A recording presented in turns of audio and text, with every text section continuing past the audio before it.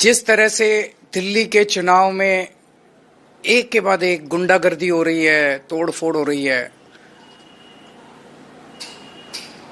सभी दिल्ली नहीं देश के लोग ये समझने की कोशिश कर रहे हैं कि सारी गुंडागर्दी का सोर्स क्या है। एक प्रश्न जो सब लोग पूछ रहे हैं और सब लोगों के मन में है वो ये है कि इस देश का सबसे बड़ा गुंडा कौन है। सबके मन में ये प्रश्न है कि इस देश का सबसे बड़ा गुंडा कौन है, जहां से सारी गुंडई बह रही है। हमने देखा पिछले कुछ दिनों में किस तरह से लोगों के ऊपर हमले किए जा रहे हैं, आम आदमी पार्टी के कार्यकर्ताओं पे हमले किए जा रहे हैं, जनता को धमकियां दी जा रही हैं, खुलेआम जनता को धमकी दी जा रही है कि बीजेपी में आ जाओ नहीं तो ये कर देंगे वो कर देंगे। खुलेआम मारपीट हो रही है, हमले हो रहे हैं, हिंसा हो रही है और बगल में पुलिस वाले खड़े होकर देख रहे हैं। पुलिस हेल्पलेस है, पुलिस लाचार है, पुलिस बेसहारा है, वो कुछ कर नहीं पा रही है। ऐसा नहीं कि वो करना नहीं चाहते हैं। जब बगल में खड़े हुए पुलिस वाले से कुछ लोग पूछते हैं कि आप कुछ कर क्यों नहीं रहे, बोले जी ऊपर से आदेश है। तो वो कौन गुंडा है जिसके सामने दिल्ली पुलिस थरथराती है? वो कौन गुंडा है जिसके सामने दिल्ली पुलिस लाचार है? वो कौन गुंडा है जिससे दिल्ली पुलिस डरती है?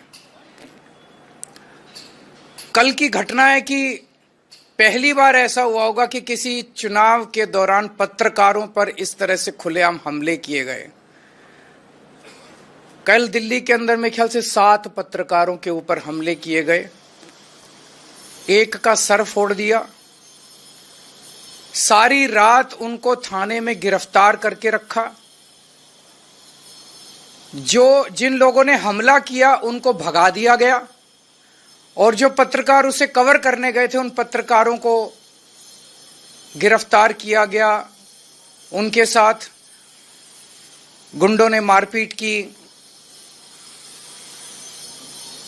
ये कोई किसी रिमोट विलेज की घटना नहीं है, ये संसद से 1 किलोमीटर दूरी के ऊपर हुआ। ये सुप्रीम कोर्ट से 1 किलोमीटर की दूरी के ऊपर हुआ। ये इलेक्शन कमीशन से 1 किलोमीटर की दूरी पे हुआ। तो इस देश का वो कौन गुंडा है, वो कौन गुंडों का सरदार है जिसको देश के सारे गुंडे रिपोर्ट करते हैं?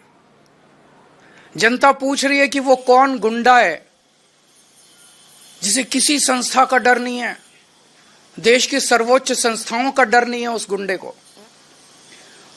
इस चुनाव के दौरान महिलाओं के ऊपर हमले हो रहे हैं। इस चुनाव के दौरान महिलाओं को नहीं बख्शा जा रहा। महिला कार्यकर्ता जो डोर टू डोर जा रही हैं उनके ऊपर हमले हो रहे हैं। तो लोग पूछ रहे हैं कि वो कौन गुंडा है जिससे सारे देश के गुंडे ऑर्डर लेते हैं, जिसके आदेश का पालन करते हैं।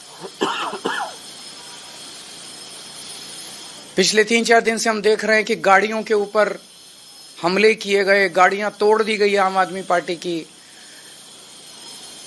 कई सारे मटेरियल जब्त कर लिया गया, तरह तरह से हमले किए जा रहे हैं। तो अब जनता ने मन बना लिया, बाकी सारी चीजें एक तरफ, इस बार इनकी गुंडई को हराना है। अब ये क्लियर हो गया है कि अगर डबल इंजन की सरकार आ गई है तो डबल इंजन कुचल देगा सब लोगों को, बख्शेगा नहीं।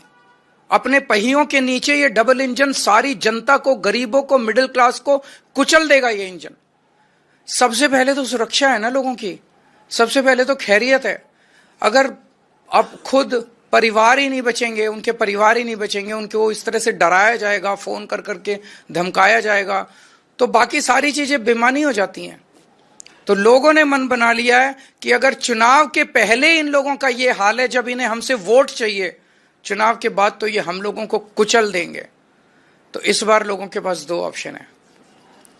एक तरफ शरीफों की पार्टी है और एक तरफ खुलेआम गुंडागर्दी चल रही है। एक तरफ वोट देने से 25,000 रुपये महीने का फायदा है और दूसरी तरफ टोटल गुंडागर्दी है। इनके कई कैंडिडेट्स ऐसे हैं जो खुद माफिया हैं अपने अपने क्षेत्र के अंदर। अगर उनको वोट दे दिया तो एक तो देश का सबसे बड़ा गुंडा और उसके नीचे कई गुंडे, तो गुंडों का सरदार और सारे गुंडे मिलके दिल्ली वालों का क्या हाल करेंगे, ये सोचने वाली बात है। तो ये गुंडागर्दी दिल्ली बर्दाश्त नहीं करेगी, देश बर्दाश्त नहीं करने वाला। लोग शरीफ हैं, लोग शांति से जीना चाहते हैं। दूसरी बात जो सबके सामने आ रही है, हमारे देश के स्वतंत्रता सेनानियों ने बड़ी बड़ी कुर्बानियां देके देश को आजाद कराया। कई लोग फांसी चढ़ गए। वो इसलिए फांसी चढ़े थे कि देश में जनतंत्र होगा, देश में चुनाव कराए जाएंगे, चुनाव में जनता वोट डालेगी और वोट डाल के अपनी सरकार चुनेगी। लोगों ने इसलिए कुर्बानियां दी थी कि चुनाव निष्पक्ष होंगे, स्वतंत्र होंगे। लेकिन आज जिस तरह से चुनाव आयोग ने भारतीय जनता पार्टी के सामने हथियार डाल दिए हैं, चुनाव आयोग ऐसे लगता है जैसे एग्जिस्ट ही नहीं करता। ये एक बहुत बड़ा प्रश्न खड़ा कर रहा है। लोगों के मन में प्रश्न आना, लोगों की सोच को आप रोक नहीं सकते। लोगों के मन में प्रश्न आना बड़ा वाजिब है कि राजीव कुमार जी जो मुख्य चुनाव आयुक्त हैं, वो इस महीने के अंत में रिटायर हो रहे हैं। उन्हें पोस्ट रिटायरमेंट ऐसा कौन सा पद ऑफर किया गया है, वो कौन सा पद हो सकता है जिसके बदले में आप देश को गिरवी रख दो, देश को दांव पे लगा दो? वो कौन सा पद हो सकता है जिसके बदले में आप देश के जनतंत्र को खत्म कर दो? गवर्नर का पद, राष्ट्रपति का पद, कौन सा पद हो सकता है वो जिसके बदले में आप पूरे देश को, जिसके लिए स्वतंत्रता सेनानियों ने बड़ी बड़ी कुर्बानियां दी, उस जनतंत्र को अगर आप दांव पे लगा दो? मैं नहीं समझता, मेरी नजर में ऐसा कोई पद नहीं है। मेरी हाथ जोड़ के राजीव कुमार जी से विनती है, आप अपनी ड्यूटी कीजिए, पद की लालसा छोड़ दीजिए, पद का लालच छोड़ दीजिए। 3-4 साल और नौकरी कर लेंगे। आपने तो इतने 40-45 साल नौकरी कर ली, इस देश ने आपको बहुत कुछ दिया है। अब अपने कैरियर के अंत में एक पद के लिए देश को गिरवी मत रखिए, देश के जनतंत्र को खत्म मत कीजिए। नमस्कार। कोई अगर एक आध क्वेश्चन है तो जो भी करना पड़ेगा करेंगे, लेकिन देश के जनतंत्र को किसी भी हालत में झुकने नहीं देंगे इनके सामने। आज सारा देश देख रहा है कि किस तरह से आम आदमी पार्टी का एक एक कार्यकर्ता इनकी गुंडागर्दी के सामने मजबूती से खड़ा होकर इनका मुकाबला कर रहा है। हम झुके नहीं, लड़ रहे हैं इनसे, देश के लिए लड़ रहे हैं, देश के जनतंत्र के लिए लड़ रहे हैं। चुनाव आयोग ने जो जवाब दिया था सोशल मीडिया पर, बयान भी जारी किया कि आप लोगों ने शिकायत दी है, किसी तरह की लिखित शिकायत? वहां पे बगल में पुलिस वाले खड़े हैं, तो क्या मेरे को आईपीसी की बीएनएस की कोई धारा दिखा दीजिए जिसमें ये लिखा हो कि अगर पुलिस वाला वहां खड़ा है और उसके सामने कत्ल हो रहा है तो जब तक उसको लिखित शिकायत नहीं दी जाएगी वो कत्ल को रोकेगा नहीं। ये क्या नौटंकी मचा रखी है इन लोगों ने।